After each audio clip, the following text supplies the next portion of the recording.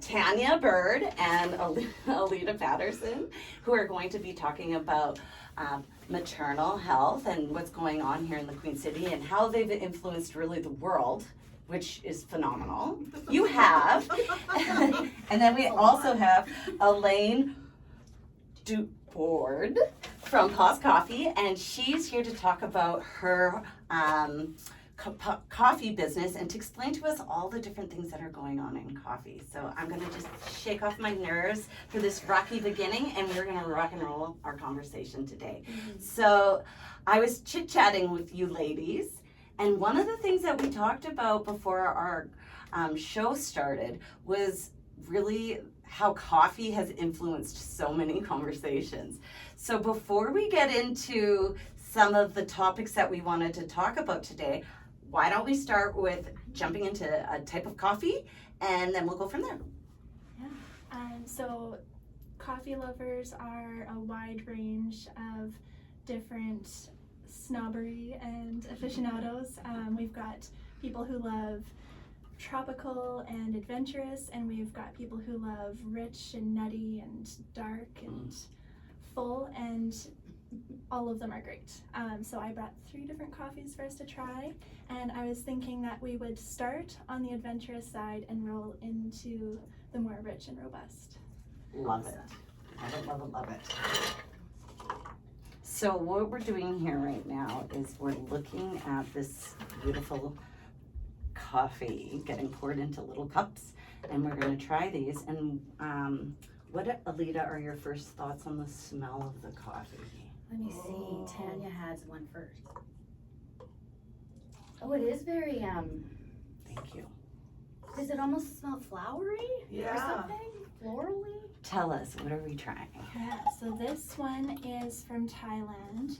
It's called Sirenia. It's exclusive to our roaster out of Quebec, Rabbit Hole Roasters, and it is anaerobic and really, they describe it as a super funky coffee. It's going to be on the wild side. I think it's perfectly emblematic of these like warmer spring days. Yeah. It's not for the faint of heart. Does it have like a high note? I don't know what I'm tasting. It tastes really like so something strong that just really hits you. Yeah.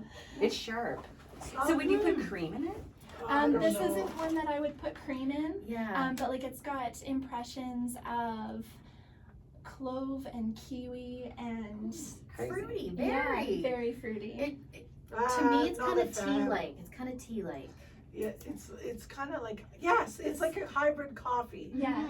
So tell me, how do you brew this to make it like taste this way? Because I always wonder, like with tea, if you do 30 seconds extra, all of a sudden, poof, it's sharp. It's wrecked. Coffee, does it do that? Coffee changes based on how you brew it. If you brew it as an espresso, that's a pressurized brew, and you're really getting some really sharp and intense notes, and you get a really concentrated volume. Whereas with V60, which is how I brewed all 3 of these, it's a drop method. So the water is just being pulled down through the beans with gravity. And what's the temperature of the water? I did all of these at 198 degrees Fahrenheit. Wow. What a good question. There's I a would never science have to asked it. about the temperature of the water. People take their coffee Boiling. seriously. Yes, yes. And like how you brew it is I very take different. coffee seriously. Yeah. I can see in your eyes you're like, mother, this coffee. Okay. So how did you get started with coffee? While we sip this one, Yeah. could you just like give us your like elevator pitch of how you came to Pause Coffee? I'll try to summarize it as quickly as I can, but my husband rush. my husband and I got started because we wanted to have a positive impact on the world around us. In university, I was going to school for international studies, and Wow. I just felt that it was just my pull. I started working in nonprofits, and it didn't quite feel like a fit for me, and we thought, how do we do this? What do we do? We were going for coffee dates all the time, and then we looked around once and we're like, why don't we start a coffee shop? And we thought that would happen overseas, and then we realized that we're two very privileged people, and maybe we're not the right people to get that going somewhere else, but maybe we can support what other people are doing elsewhere by starting it up here. Interesting. So I'm assuming then you're sourcing. Yeah, we beans. started when we were traveling pre-COVID. We started discovering all these different roasters across Canada and in the United States, and there's just so many incredible tastes and flavors to discover, and it was one of our favorite things to bring back with us when we came back to Regina. And we couldn't really find that here, and life happened. Lots of changes happened in the last few years here, and we thought, you know what, we're just gonna go for it. We'd been talking about it for years, and it was time. We thought, if we can survive what's happening right now, then surely we'll be able to survive anything as small business owners, and just have to take the leap sometimes. I love that. Mm-hmm. I love that. So you guys, are you finished your I'm finished. first? Me too. That was interesting. And I'm so happy that it tastes this way, because when I was brewing the coffees that you had sent to my home a while ago, I was like, am I brewing these right? Like, because they have such a different flavor. Textures. And like, am I putting the right amount in? So I made sure I was doing it all right to make sure that they were correct. And it was such a variation from what I've tried before, but not slighting it in like No, it's, any. Ooh. Oh, I like this this. one is a No. returning favorite from last year. It was well loved by our customers, and our Oh, that's roaster, nice. who actually is originally from Regina but now lives in Ontario, from Quietly Coffee, brought this one back for a second harvest, and we're so glad to see the ongoing relationship that they have with the producers at Origin, and also not to mention that it's a coffee that we love, so we're happy to have that back. okay. You need to take us a few steps back, because you mentioned Origin and you were saying like their company. So what is Origin? Is this like, I'm assuming, a coffee bean producer that's not ruining the world? Yeah, so being from Saskatchewan, we are well familiar with farming and the woes of it. Producers of coffee beans are also farmers, but coffee is a very volatile crop. They need to be very close to the equator. There's been developments and research done into more resistant to The challenge, weather. Mm. crops, but it's a slow process, and it's a slow return on yield, slow return on harvest. It takes a number of years to develop a crop for them to get the coffee beans that they need. Does a coffee bean grow like annually, like one bean, and then the next year's and produces it again, or how does That's a that good work? question. It's a rotating crop. They have different crops are getting harvested at different times of year, and it's not a science that I'm super deep into. We keep going further down the rabbit hole, and there's still so much more to learn. I imagine. Yeah, we very much rely on their expertise in that side of things. You can't be the expert in everything. So true. This is very nice. Yeah. So This one this is from tart. Yeah, I'm finding this one tart again. I like it. I find it smooth. Elita and I are like, woo, woo. this, I'm up, I'm awake. But isn't it interesting, like the variation of flavors and how people Yeah. respond to them? Yeah. Yeah. This one's from Quietly Coffee, like I said, and this one was grown in Rwanda, whereas the first one from Rabbit Hole Roasters was grown in Thailand. And Wow. yeah, the soil, the surrounding plants and overgrowth has an impact on the taste of the coffee as well. That's and also incredible. then coffee beans are actually seeds that grow inside of a cherry, and the way that they process that cherry off of the seeds has an impact on how this resulting cup is. That's incredible. It's amazing. We're like visiting other countries right now in our mouth. Yeah. Really. I've relied on it You're so heavily good at over the this. last 2 years just to Fantastic. imagine. All right. Well, we will try a third one, and I'm going to ask you to kind of, when there's a pause, let us know. We'll interject, and we'll get that third. I'm excited. I think Now- you guys are gonna love that one. Ladies, okay, so this is how today's show has kind of evolved. My friend and like bestie, love of my life, Elita Paterson, and I are bowling mates. We used to be colleagues, and I have admired her for many years for her work that she's involved in maternal mental health, right? Yeah. So, which brought me to know Tania, and then they really have like a very good story to share with us about the impact we can make, and whether it's coffee or just like speaking about truth. I think that is something that we all in Regina need to do more of. So I'm so happy to have you guys here just to talk about what's going on. And please be humble. I know you, don't be humble. Please. She's too, like, both of these ladies are way too humble. So please tell me what your roles are right now in this world and what's filling your cups and why I wanted you guys to just share some stuff today. Elita, you start. Okay, so currently what's happening, so just a brief little history. Tanya and I co-wrote a book with Carlo O'Reilly, who is in Moose Jaw, along with our husbands and partners.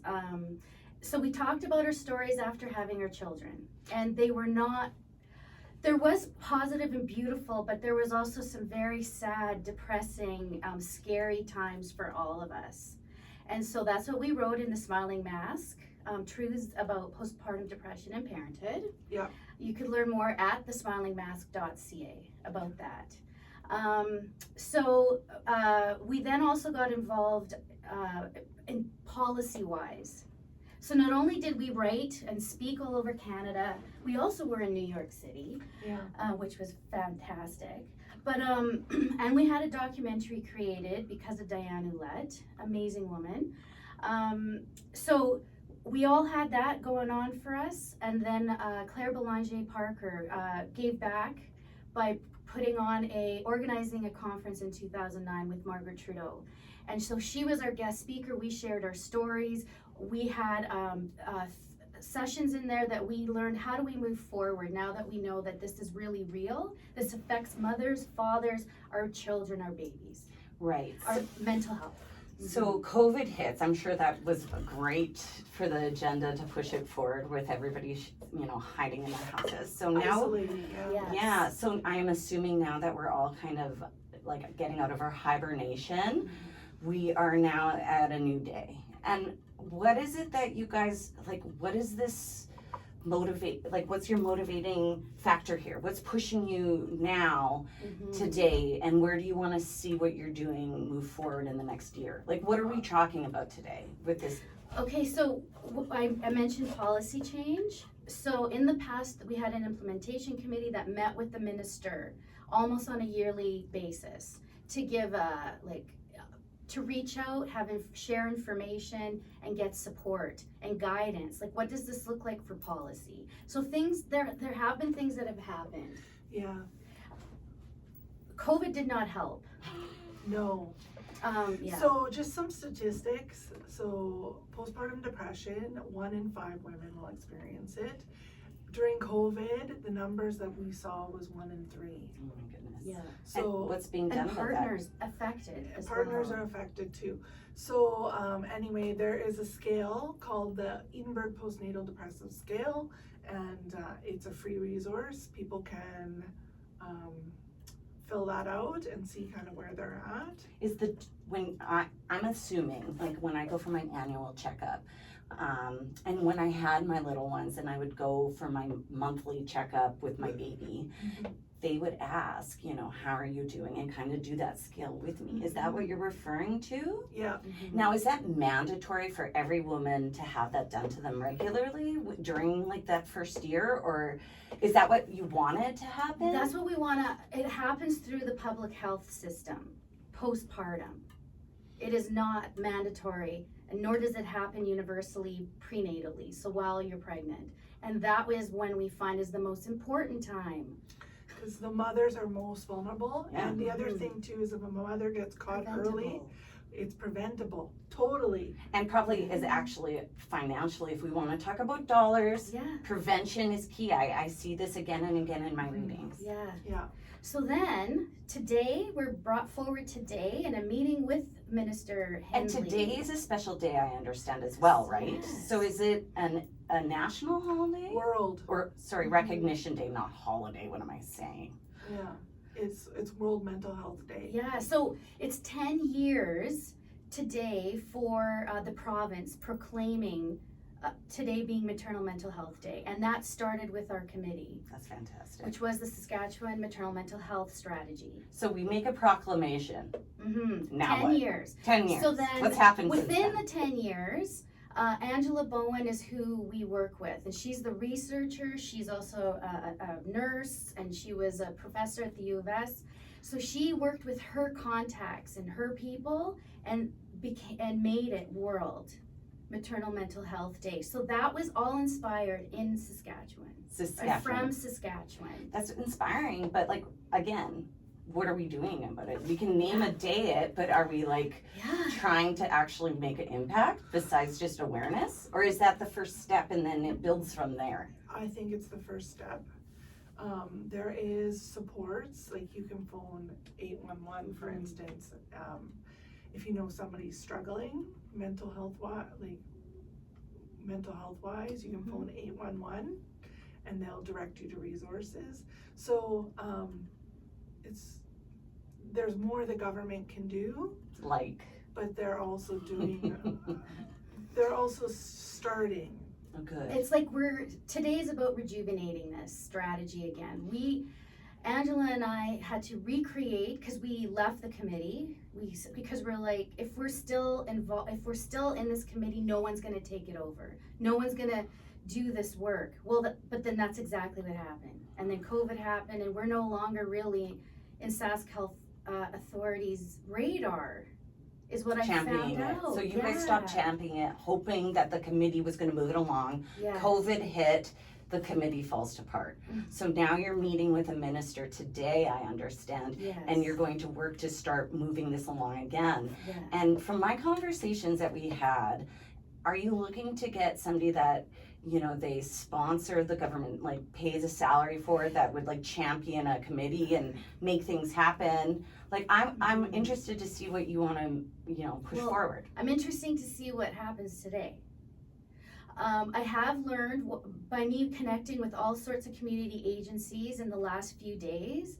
I've learned that there is and are supports out there. What has always been an issue is knowing them and what are the pathways. That is the hardest part of a mother knowing, a healthcare practitioner knowing. So that could be midwife, doctor, nurses. It could doulas. It's all sorts of healthcare practitioners, social workers that touch the lives of moms. So we do need somebody like that. What I have been and was made aware of the Sask Prevention Institute, and there is a woman there right now that is looking for these supports provincially. So so with people, with us, there's like this hope and there's this rejuvenation and renewal that's coming up, and I think it's great. It's spring, let's get this going, and that is what's going to be happening today. We're going to say also with the Sask Health Authority, we will be creating a briefing note May 19th with this woman that we were assigned to build a strategy with to help her. It's not quite happening because, again, not enough resources or time for this person, but she's willing to create this briefing note to bring to the health networks that are in our province to make it a priority. I'm going to ask the minister today, do we have your backing? Good job. And will you make this a priority with the health networks and make this aware that this is important? Everybody has a mother. 100%, and we were allocated more federal dollars. Exactly. Why can't we be that barking voice that says, put some money into it? It's one employee that could start like getting money from other people, networking, get sponsorships, and get the ball rolling so our women are taken care of. Yeah. We need to take care of our community. You know, that is the basis of what I want to do in my life, is just try and like spread the word as best we can. And you're so good at that. Oh, you're wonderful. Yeah. Now that we have a little perfect segue for a I'm new ready type of for coffee, let's try this. Okay, I gotta drink this one quick. This one was interesting. So you said the first one was from Thailand. Mm-hmm. Second one, we are in Rwanda. Interesting. Now we're traveling across the ocean to Brazil. Brazil. I like Oh, see Brazil. this smell. This is the smell I like. This is I the thought smell. this one would be the hit. Oh, Yeah. this is lovely. Why not Yeah. when we're sipping this, Yeah. tell us how people can get your coffee, because I think that is super cool too. Yes. So our coffee is available for home delivery in Regina, free for orders over $15. 1-5. Wow. Yeah. You're amazing. Yeah. We like to keep things accessible. That's a big priority for us. Beautiful. Our website is pauscoffeeshop.company.site, and we do home delivery Tuesday through Saturday, 5 days a week, and you can even get it same day if you get your order in before 12 p.m. on one of those days. Oh, wow. So Now, keep it do nice you and grind them or have them whole beaned, or do we have the choice? there's a whole range of people who have different availability of different equipment at home, and we want to make sure it's accessible to everybody. So we have whole beans. You can request to have your beans ground to your preference. We do 4 different grind sizes based on what people like, and Why would you do that? So- It depends on what machine you're Yeah. using. yeah, so if you're using like Oh. an espresso machine, you want exceptionally fine ground coffee. I didn't know that. If you're using a French press per se, you'd want medium coarse, and you're going to have a much bigger grind size. And based on how the coffee is being brewed, it has a really big impact. Do people use coffee makers anymore? I do. There's a whole range of different types. Yeah. I'm a little of shameful brewers. too. Like I like I the know. timer.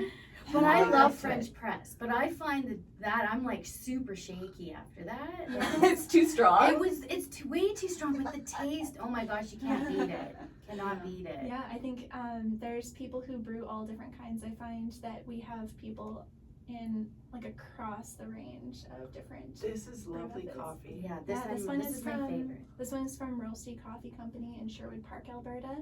We got connected with the roaster a couple of years ago now, and he was originally right here in Regina for a hockey scholarship, and Right he on. wanted to see his friends here get connected and reached out, and we've been carrying it ever since. And I like it. yeah, So how many different Mhm. varieties, different countries do you guys have? I don't have a tally on how many countries we have right now, but we have about, I want to say we have about 40 different varieties on our shelves right now, from 8 different roasters across Canada. That's right. Cool. That's super cool. Yeah. Good job. Well, while I have everybody here, I would love to just hear a little bit, Tania, about what your role is in women's entrepreneurs and businesses here in the city, if you don't mind sharing. Sure, I have. That's one of the hats. So I'm more of a cheerleader now to Elita for maternal mental health, and I have taken more of a role in the Regina Women's Network, and I'm the past president right now and secretary. Mhm. So for those of us that aren't familiar with it, she wears a few hats. Yeah. What is it? What is this group all about? So the Regina Women's Network it's 40 years old.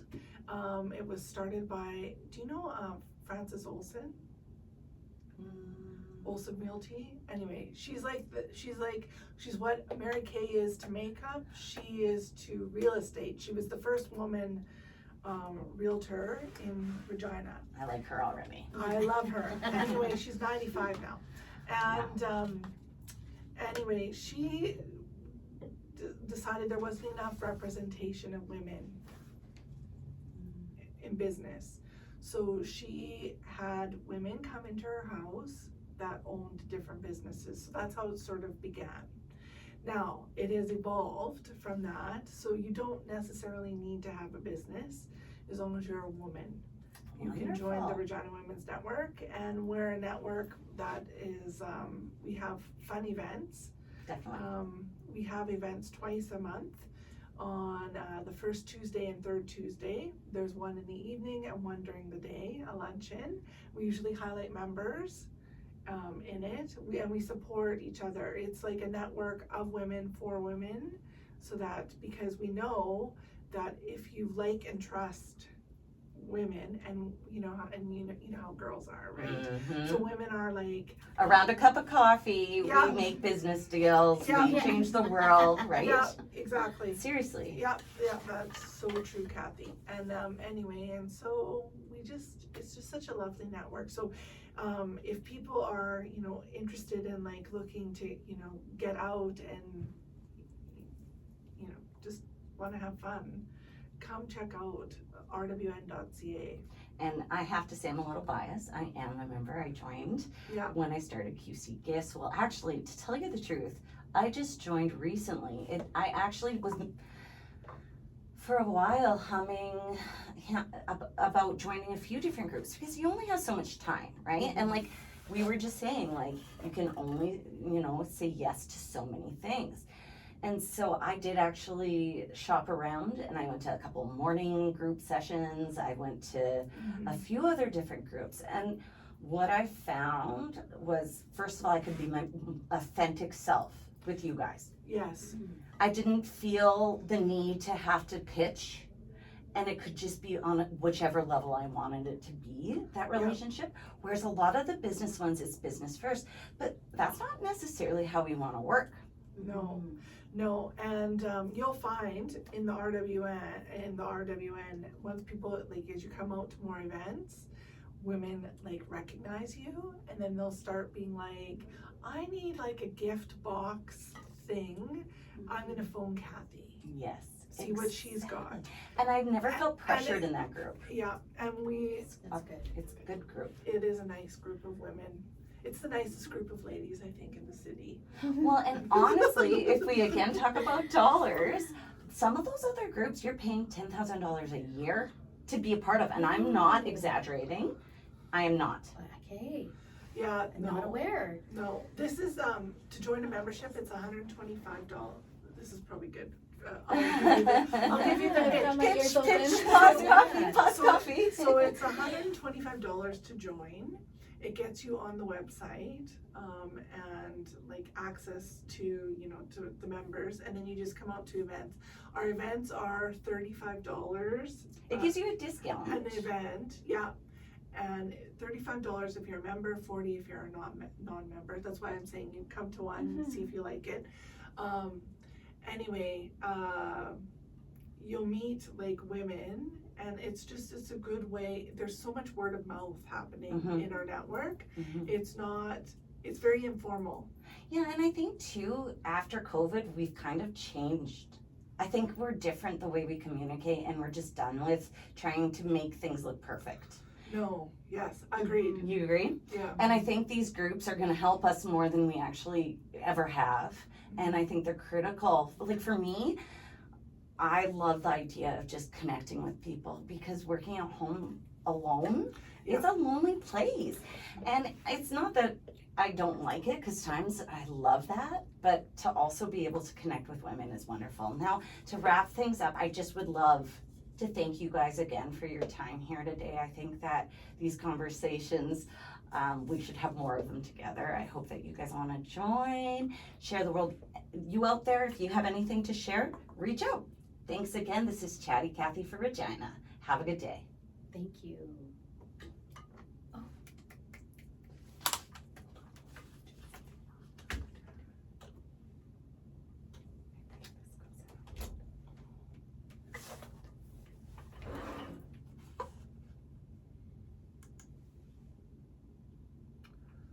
I like that coffee. Medium.